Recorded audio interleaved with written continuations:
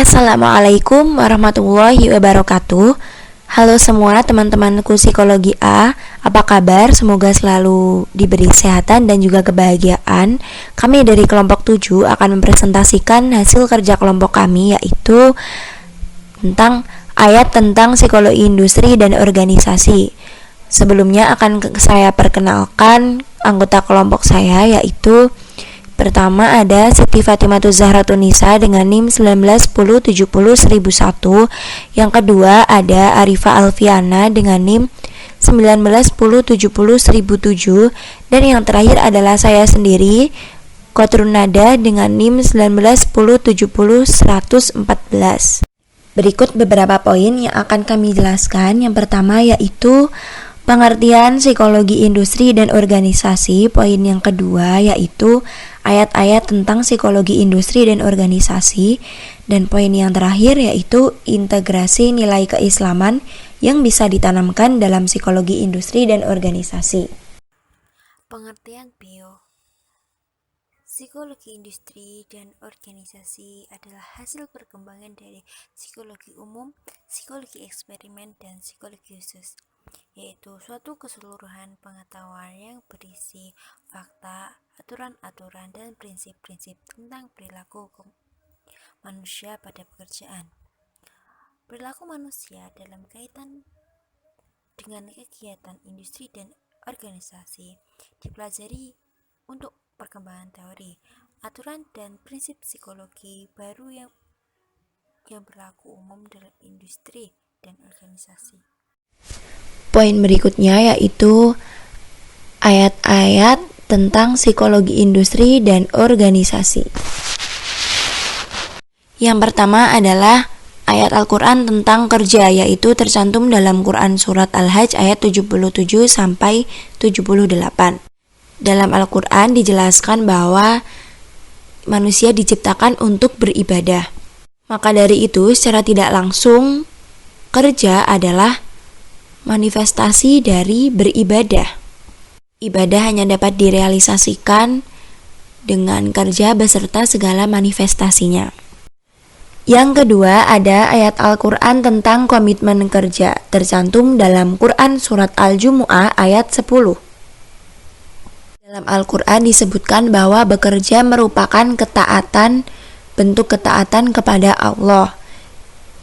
Yang ketiga adalah ayat Al-Quran tentang bagaimana agar setiap aktivitas kita sebagai individu dan juga hamba Allah itu bernilai ibadah. Hal ini tercantum dalam Quran Surat Al-Baqarah ayat 207. Yang keempat adalah ayat Al-Quran tentang kualitas etik kerja. Salah satunya tercantum dalam Quran Surat Al-An'am ayat 132. Di dalam ayat ini disebutkan bahwa kualitas etik kerja yang baik salah satunya yaitu as-sholah, artinya baik dan bermanfaat. Poin yang terakhir yaitu ayat Al-Quran tentang motivasi kerja. Salah satunya yang tercantum dalam Quran Surat Al-Quraisy. Dalam ayat ini disebutkan bahwa motivasi kerja seseorang salah satunya adalah motivasi bertahan hidup atau life motivation. Lanjut kepada materi berikutnya, yakni tentang integrasi nilai-nilai keislaman terhadap psikologi industri dan organisasi. Ketika kita memilih pekerjaan, maka haruslah didasarkan pada pertimbangan moral. Apakah pekerjaan itu baik atau amal soleh atau tidak? Islam memuliakan setiap pekerjaan yang baik tanpa mendiskriminasikannya. Apakah pekerjaan itu otak atau otot, pekerjaan halus atau kasar, yang penting dapat dipertanggungjawabkan secara moral di hadapan Allah.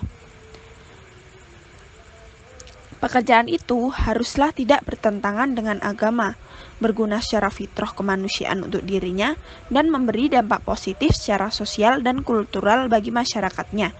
Oleh karena itu, tangga seleksi dan skala prioritas dimulai dengan pekerjaan yang manfaatnya bersifat primer, kemudian mempunyai manfaat pendukung, dan terakhir yang bernilai guna sebagai pelengkap.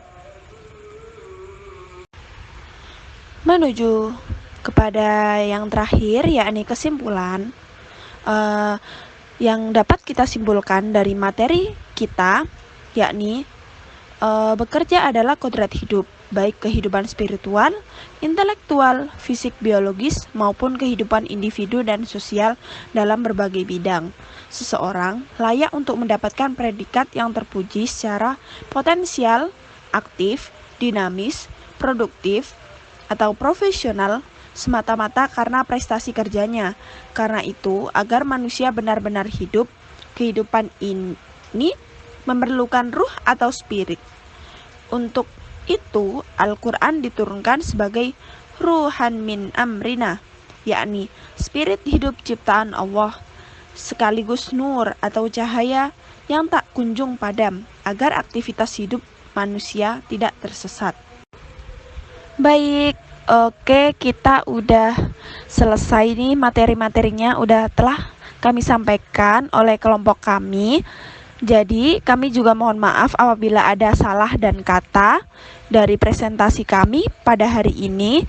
Kurang dan lebihnya mohon maaf. Oh iya, kalau ada pertanyaan bisa kita diskusikan ya di grup kelas. Oke, terima kasih. Wassalamualaikum warahmatullahi wabarakatuh.